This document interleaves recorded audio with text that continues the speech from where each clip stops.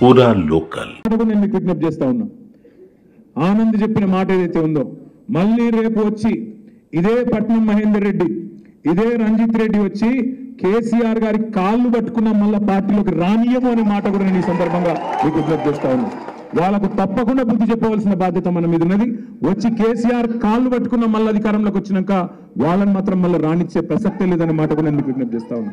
మొత్తం ఒక 4-5 వేల మంది ఉన్నారు. హాల్ నిండా బ్రహ్మాండంగా పరిగిల ఉత్సాహంగా ఉండే. ఆడ పోయినాక నేను మహేందర్ అన్నతో అంటే ఇంతకుముందు కారులో చెప్పిన చూడు ముచ్చట, అది చెప్పు అన్న.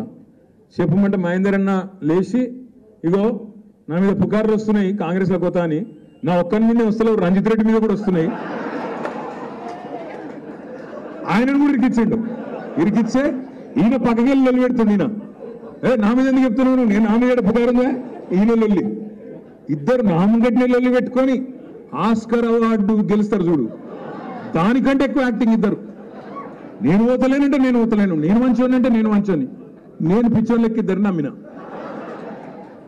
ఏం చేస్తాం, నమ్మినాం. నమ్మి ఇద్దరు అద్భుతమైన స్పీచ్లు ఇస్తే గెలిచిపోయినాం. ఇంకేముంది, మళ్ళా పార్లమెంట్ గెలిచిపోయినాం అనుకున్నా. నేను చూస్తే 15 రోజుల తర్వాత సీన్ కట్ చేస్తే ఈయన మల్కాజ్గిరి అభ్యర్థి, ఆయన చేవెళ్ళ అభ్యర్థి కాంగ్రెస్.